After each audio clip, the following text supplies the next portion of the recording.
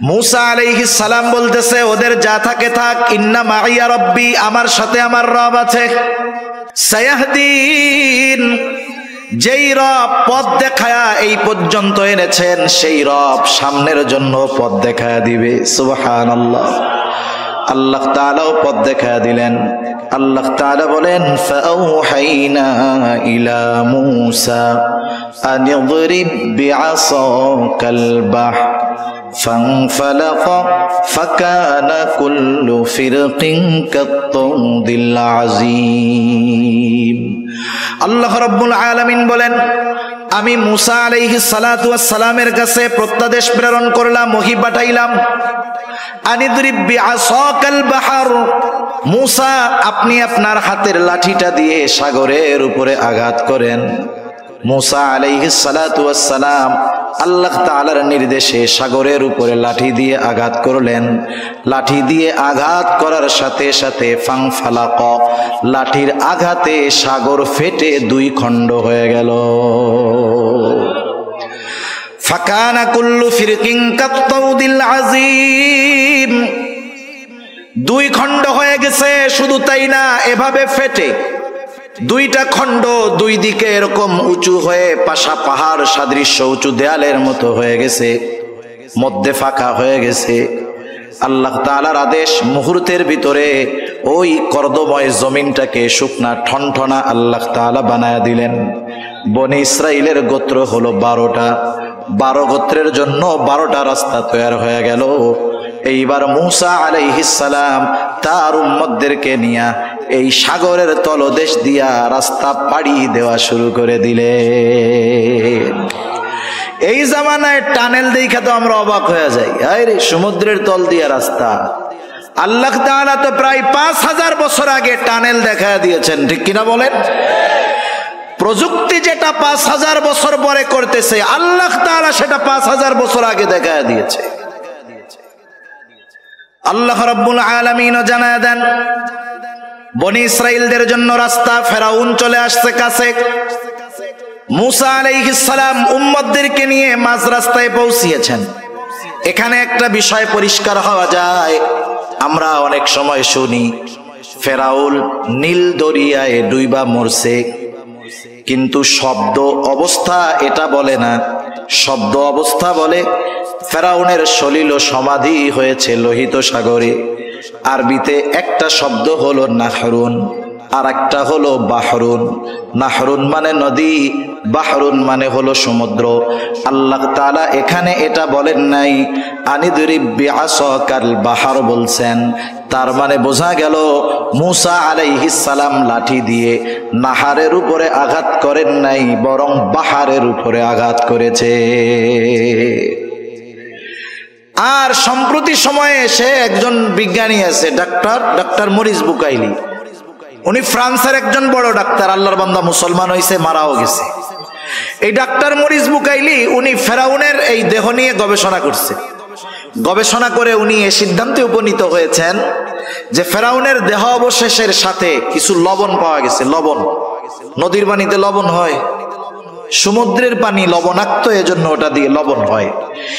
আরো পারিপার্শ্বিক কিছু কারণকে সামনে রেখে কথা বলা যায় যে ফেরাউন পাড়ি দিয়েছে লোহিত সাগরে, ডুবে ফেরাউন মারা গেছে। তা যাই হোক, ফেরাউন এবার সাগরের পাড়ে আসছে। মূসা আলাইহিস সালাম উম্মতদেরকে নিয়ে মাঝ দরিয়ায় গেছে, মাঝ রাস্তায়। ফেরাউন আইসা দেখে যে রাস্তা তো রেডি। ফেরাউন কি আল্লাহ তাআলাকে চিনত কি চিনত না বলেন তো? ভালো মতো চিনত। ফেরাউনও আল্লাহ তাআলার কাছে দোয়া করত যে আল্লাহ, আমি জানি আপনি রব, তবে আমি দুনিয়া চাই, আমারে দুনিয়ায় সব দেন। বুঝেন নাই?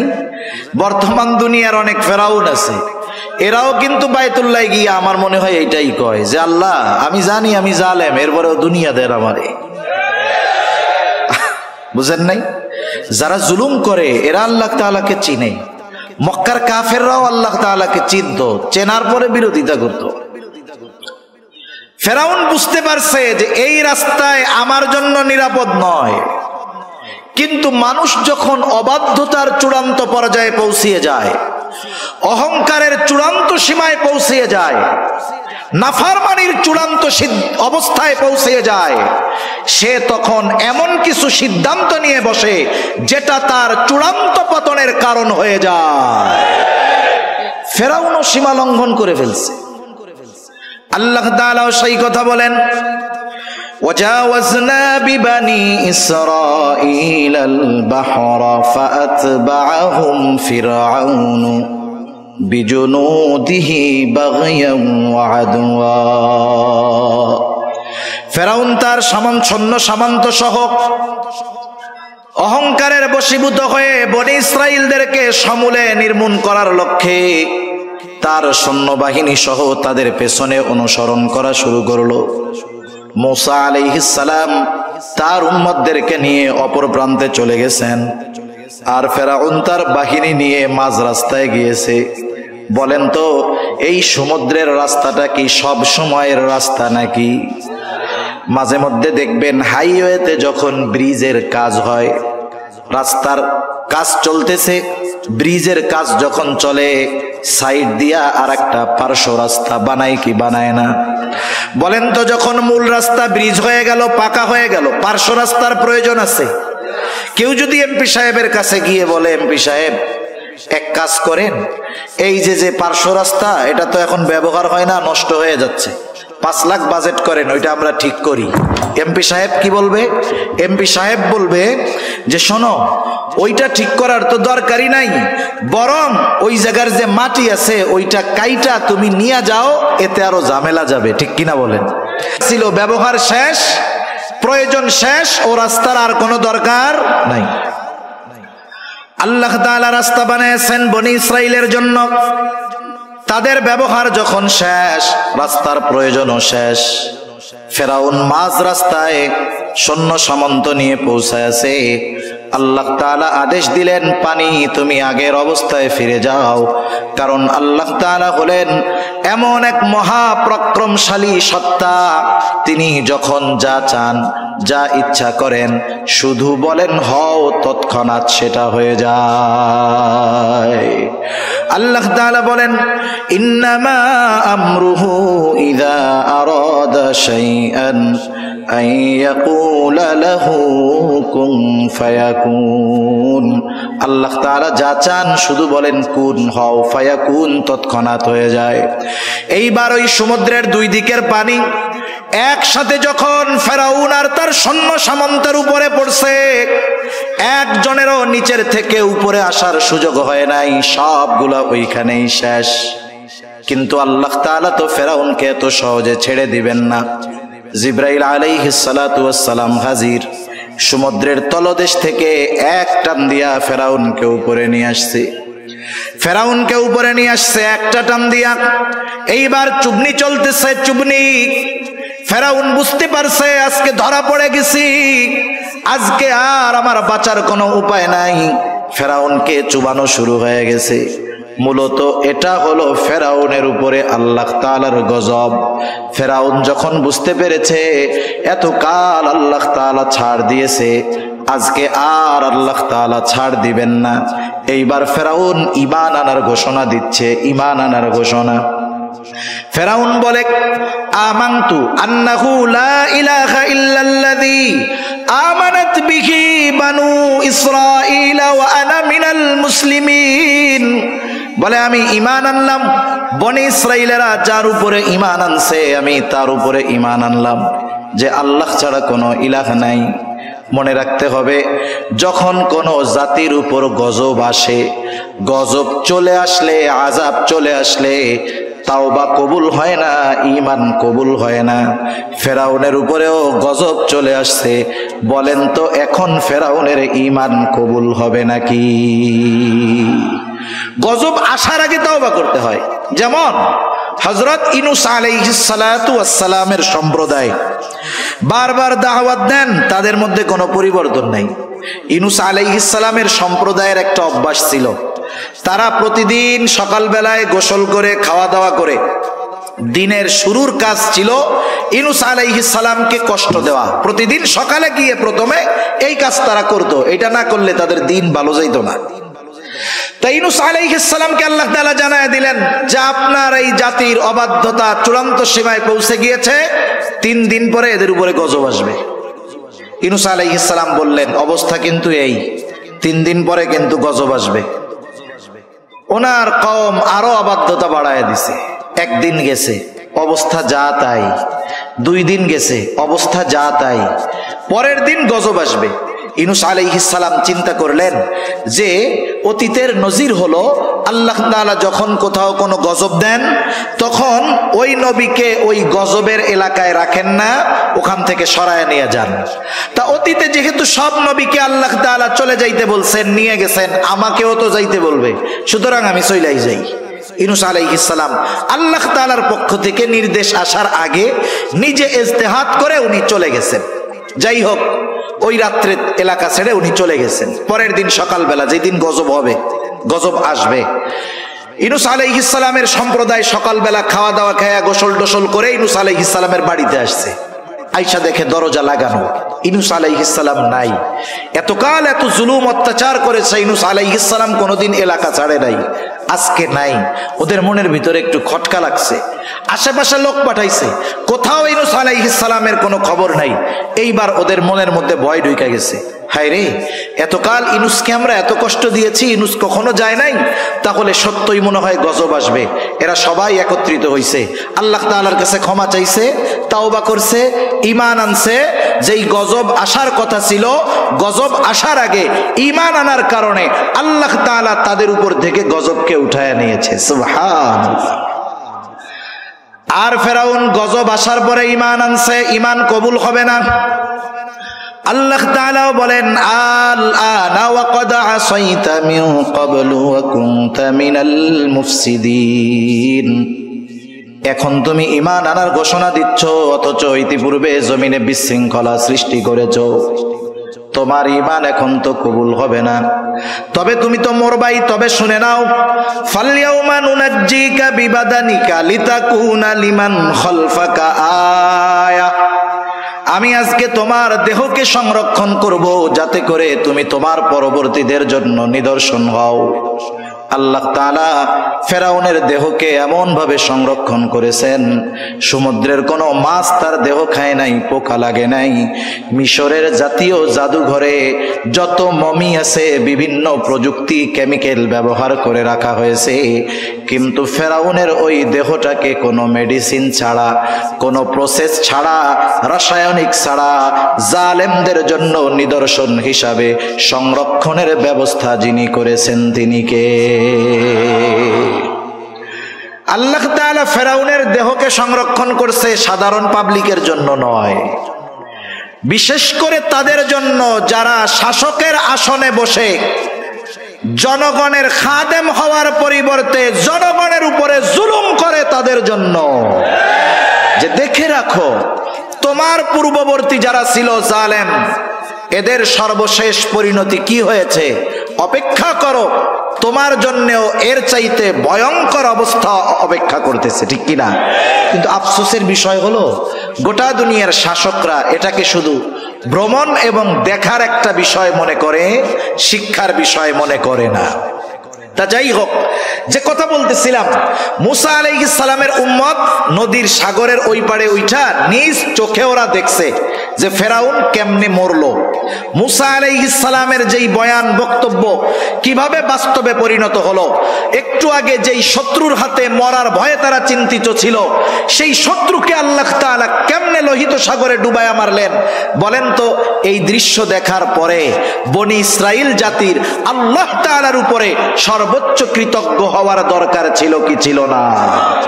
কিন্তু আফসোস, এদের মধ্যে কোনো পরিবর্তন নাই। আল্লাহ তাআলা তাদেরকে দরিয়ার অপর প্রান্তে নিলেন, ওই অবস্থাগুলো দেখাইলেন। এখন ওরা কি বলে জানেন? ওরা বলে, মুসা কই আনছো? আমাদের সব পোশাক আশাক, বাড়িঘর সব রইছে মিশরে, এমন জায়গায় আনছো থাকার জায়গা নাই, খোলা মাঠ, মাথার উপরে কোনো ছাদ নাই, রোদে কষ্ট, বৃষ্টিতে কষ্ট, রান্না বান্নার কিছু নাই, খাবো দাবো কেমনে, না খাইয়াই তো মারা যাবো। এর চেয়ে মিশরে ভালো ছিলাম। কি বলে? এর চেয়ে মিশরে ভালো ছিলাম। অকৃতজ্ঞ এক জাতি, আল্লাহ তাআলা তাদের জন্য মেঘকে ছাদ বানায়া দিলেন, মেঘমালাকে কি করলেন? ছাদ বানায়া দিলেন। আসমান হতে খাবারের ব্যবস্থা করলেন, মান্না সালওয়া, খা, রান্না রুন্না করা লাগবে না। এরা খাইতে থাকলো, আরামে থাকতে থাকলো। কিন্তু আল্লাহ তাআলা মিশর থেকে তাদেরকে দরিয়া পাড়ি দিয়ে এপারে আনার উদ্দেশ্য যে ফিলিস্তিনের ওই তাদের আদি পিতৃভূমি আল্লাহ তাআলা তাদের হাতে তুলে দিবেন, এটা আল্লাহ তাআলার ইচ্ছা। তবে ওই সময় ফিলিস্তিনে জেরুজালেমে শাসন করত এক গোত্র, তাদের নাম হলো আমালিকা। এরা সম্ভবত আদ গোত্রের পূর্বসূরি ছিল আর কি। দেহের গঠন ছিল বিশাল আকৃতির। এরা খুব বীর বাহাদুর এক জাতি ছিল। হযরত মূসা আলাইহিস সালাতু ওয়াস সালাম বনি ইসরাইলের 12 গোত্র থেকে 12 জন প্রতিনিধিকে পাঠাইলেন তাদের অবস্থা পর্যবেক্ষণের জন্য। এইবার ওই 12 জন যখন বনি ইসরাইলের ওই এলাকায়, আমালিকা গোত্রের ওই এলাকায় ঢুকছে, আমালিকা গোত্রের একজন লোক ওই 12 জনকে আটকায়া বাদশার কাছে নিয়ে গেছে। একজন 12 জনকে বাইন্দা বাদশার কাছে নিয়ে গেছে। এখন বলছে, তোমাদের আসার উদ্দেশ্য কি? বলছে যে এই ঘটনা। বাদশাহ অন্যান্য সবার লোকজন যারা, তাদের সাথে আলোচনা করে বলছে এদেরকে ছাইড়া দেন। ছেড়ে দিলে ওরা ওদের গোত্রের কাছে গিয়ে যখন আমাদের এই শক্তির কথা বলবে, ওরা স্বপ্নেও জেরুজালেমে আসার কথা চিন্তা করবে না। এ চিন্তা করে বাদশাহ 12 জনকে ছেড়ে দিছে। মূসা আলাইহিস সালামের কাছে এরা গিয়ে বলতেছে, কাহিনী তো এই, এলাকা তো খুব সুন্দর, সুজলা সুফলা, শস্য শ্যামলা, কিন্তু অবস্থা হলো তারা এমন এক জাতি যাদের সাথে যুদ্ধে জয়ী হওয়া আমাদের জন্য সম্ভব না। মূসা আলাইহিস সালাম এই 12 জন প্রতিনিধিকে বললেন যে তোমরা তোমাদের গোত্রের লোকদের কাছে গিয়ে বলবা যে খুব সুন্দর দেশ, তবে তারা যে এক বীর বাহাদুর জাতি এটা তোমরা কারো কাছে বলবা না। কিন্তু আফসোস, 2 জন ছাড়া বাকি 10 জন তাদের গোত্রের লোকদের কাছে গিয়ে বলল, শোনো, দেশ কিন্তু সুন্দর, কিন্তু ওই দেশের লোকজন এইরকম, আমরা 12 জন গেছি, একজনেই 12 জনরে প্যাকেট করে ফেলছে। একটু আগে তো ওরাও রাজি ছিল ওই দেশে যাওয়ার, যখন শুনছে কাহিনী এইরকম, ওরা এবার গো ধইরা বসছে যে আমরা এই যুদ্ধে যাব না, আমাদের ওই দেশে যাওয়ার দরকার নাই, আমাদের মিশরই ভালো। এই অবস্থায় মূসা আলাইহিস সালাতু ওয়াস সালাম তাদেরকে কি বলতেছেন সে কথাগুলোই আমি আপনাদের খেদমতে কোরআনুল কারীমের সূরা মাইদা থেকে তিলাওয়াত করেছি। কষ্ট হচ্ছে না তো আপনাদের? আমি আর বেশি সময় নিব না, কারণ অনেক সময় আছে। ভূমিকায় বা শুরুতে কিছু কথা বইলা নিলে মূল কথা অল্পতে বোঝানো যায়, এজন্য আগের কথাগুলো বেশি বললাম, পরের গুলা জানি অল্পতে বুঝেন, এই জন্য আর কি। তা মূসা আলাইহিস সালাম তাদের কাছে আসলেন। আয়েশা, আল্লাহ তাআলা যে তাদেরকে কত নেয়ামত দিয়েছেন এই নেয়ামতের কথাগুলো আগে স্মরণ করাইলেন, তথা জিহাদের নির্দেশ দেওয়ার আগে ভূমিকাতে আল্লাহ তাআলার নেয়ামতের কথাগুলো তাদের স্মরণ করায় দিলেন। যেমন সূরা ফাতিহা যখন আমরা তিলাওয়াত করি, সূরা ফাতিহার একটা নাম হলো সূরাতুদ দুআ। কি বলেন তো? সূরাতুদ দুআ। ঘুম আসতেছে আপনাদের? এটা তাকবীর দেন তো, নারায়ে তাকবীর, নারায়ে তাকবীর। মাশাআল্লাহ, মোটামুটি সজাগ আছেন। সূরাতুদ দুআ কেন? কারণ এই সূরার মধ্যে আমরা আল্লাহ তাআলার কাছে এমন এক দোয়া করি যেই দোয়াটা শিখিয়েছেন কে, এবং পৃথিবীর সর্বশ্রেষ্ঠ দোয়া আমরা আল্লাহ তাআলার কাছে করি। নামাজের মধ্যে ঢুইকা যখন প্রথমেই ইমাম সাহেব সূরা ফাতিহা তিলাওয়াত শুরু করেন, অথবা আমরা একা যখন পড়ি নিজেরা তিলাওয়াত করা শুরু করি, বলেন তো শুরুতেই কি দোয়াটা করি? না না, প্রথমে ভূমিকায় কিছু কথা বলি। কি বলি? আলহামদুলিল্লাহি রাব্বিল আলামিন, আর রহমানির রহিম, মালিকি ইয়াউমিদ্দিন, ইয়াকা না'বুদু ওয়া ইয়াকা নাস্তাঈন। এই পর্যন্ত হইল ভূমিকা। আল্লাহর প্রশংসা করি, আল্লাহ তাআলার কিছু গুণকীর্তন বর্ণনা করি, তার ক্ষমতার কথা বর্ণনা করি। এরপরে বলি যেহেতু আপনি এমন দয়াময়, আপনি এমন ক্ষমতাধর, তাইলে এক কাজ করেন, আমাদের একটা জিনিস দেন। কি চাবো সেটাও আল্লাহ শিখায়া দেন। আল্লাহ বলেন, বান্দা চাবা কি শোনো, বলো ইহদিনাস সিরাতাল মুস্তাকিম। আল্লাহ তাআলার কাছে আমরা সিরাতে মুস্তাকিমের উপরে অটল থাকার প্রার্থনা করি। এটা দুনিয়ার সবচেয়ে বড় নেয়ামত এবং দুনিয়ার সবচেয়ে দামি দোয়া। তার মানে কিছু চাওয়ার আগে, কিছু বলার আগে ভূমিকাতে একটু গুরুত্বপূর্ণ কথা বললে ওই চাওয়ার মধ্যে একটা আবেগ থাকে, দরদ থাকে, ঠিক কিনা বলেন? মুসা আলাইহিস সালাম তাদেরকে জিহাদের নির্দেশ দেওয়ার আগে মুসা আলাইহিস সালাম ভূমিকাতে কিছু নেয়ামতের কথা তুলে ধরেছেন। 3টা নেয়ামতের কথা। কয়টা নেয়ামত? 3টা নেয়ামত। একটা তো দেখছে যে কেমন ভাবে সমুদ্র থেকে, ফেরাউনের কবল থেকে আল্লাহ তাআলা তাদেরকে বাঁচাইলো, এটা তো দেখছে, বড় এক অনুগ্রহ। এবার মুসা আলাইহিস সালাম তার সম্প্রদায়ের কাছে বলতেছে, وَإِذْ قَالَ مُوسَى لِقَوْمِهِ يَا قَوْمِ اذْكُرُوا نِعْمَةَ اللَّهِ عَلَيْكُمْ إِذْ جَعَلَ فِيكُمْ أَنْبِيَاءَ وَجَعَلَكُمْ مُلُوكًا।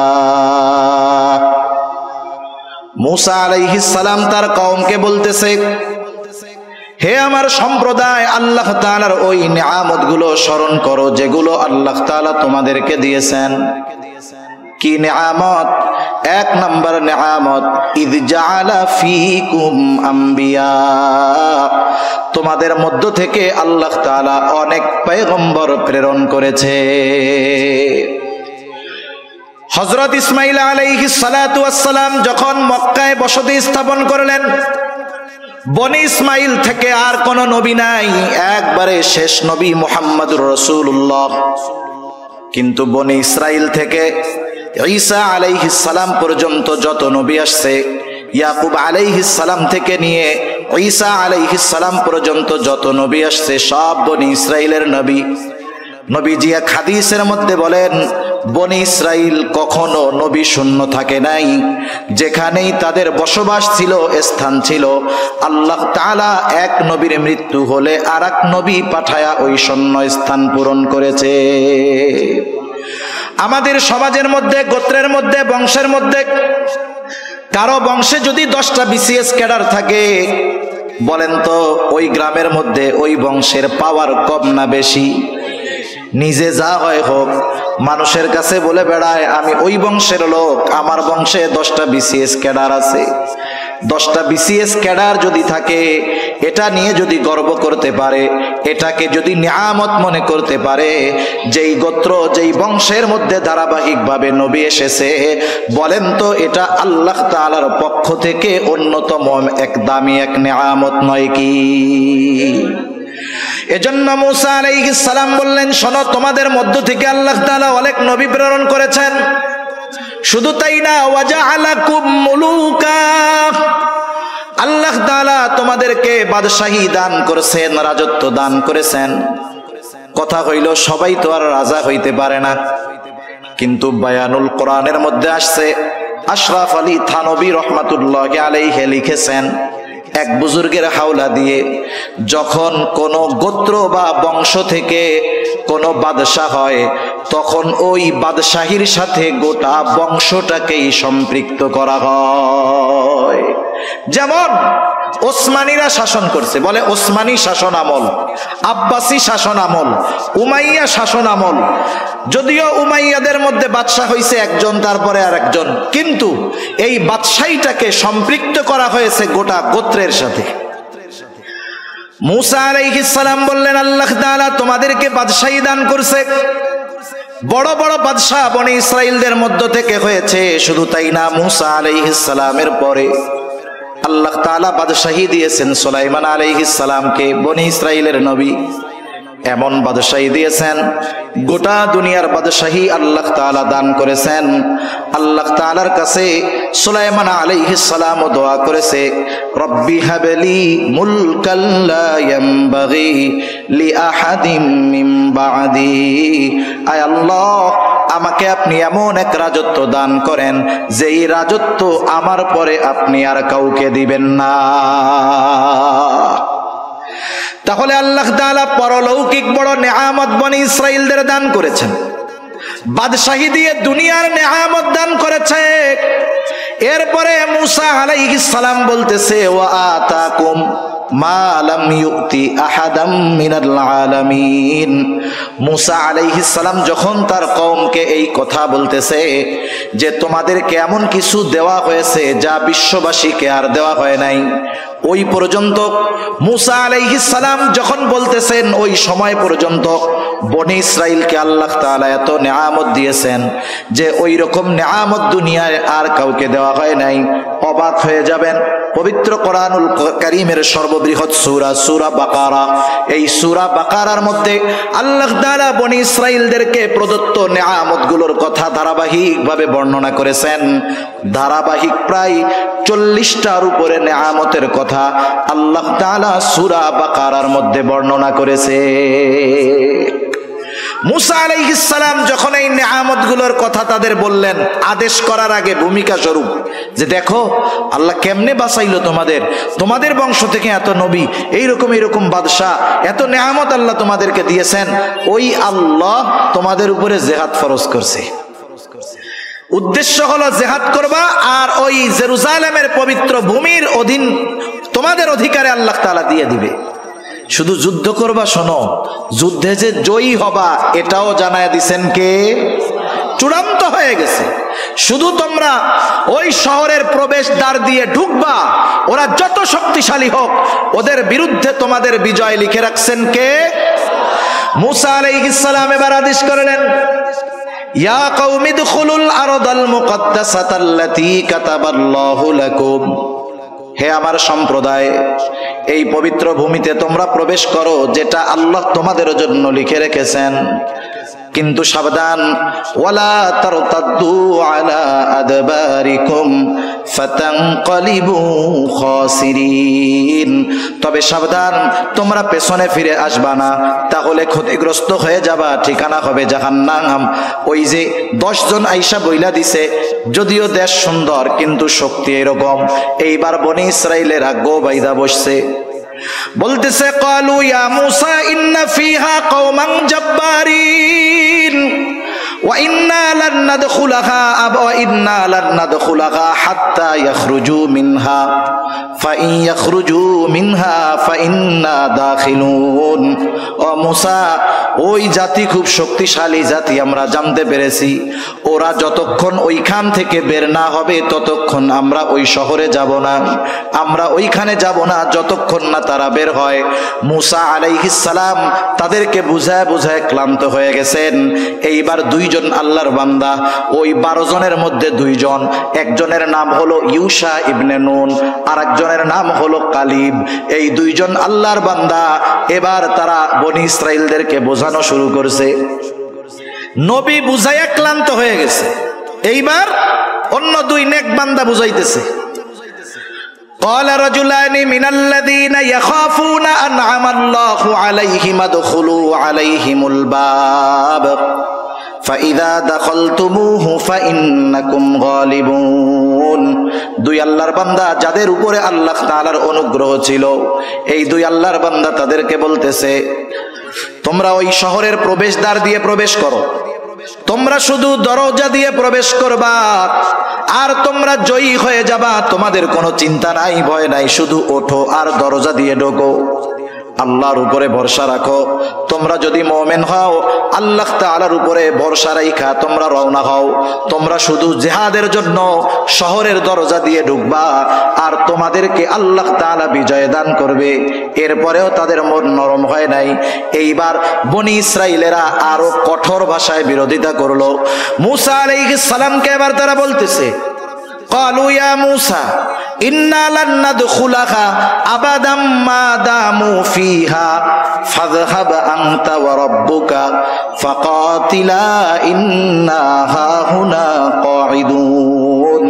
বলতেছে মূসা, ইন্না লান নাদখুলাহা আবাদাম মা দামু ফিহা, ওই জাতি যতক্ষণ ওইখানে আছে আমরা কখনোই ওখানে প্রবেশ করব না, তাদের সাথে যুদ্ধ করব না, ওখানেও আমরা প্রবেশ করব না। মূসা, যুদ্ধ যদি করতে হয় ফাযহাব আনতা ওয়া রাব্বুক, তুমি আর তোমার রব গিয়ে তাদের সাথে যুদ্ধ করো।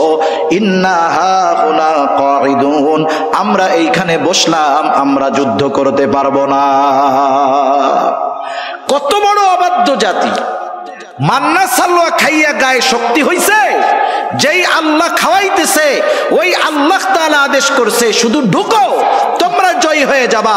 কিন্তু এই অকৃতজ্ঞ সীমা লঙ্ঘনকারী অবাধ্য জাতি আল্লাহর আইন তো অমান্য করলো, সাথে সাথে আল্লাহ তাআলার বিধানকে অমান্য করে বলতেছে তুমি আর তোমার রব গিয়ে যুদ্ধ করো, আমরা পারবো না, আমরা এখানে বসে দেখলাম। নাউজুবিল্লাহ বলেন। মুফাসসিরিনে কেরাম এই আয়াতের তাফসীর আনেন, যা মুসা আলাইহিস সালামের উম্মত আর মুহাম্মাদুর রাসূলুল্লাহ সাল্লাল্লাহু আলাইহি ওয়াসাল্লামের উম্মত,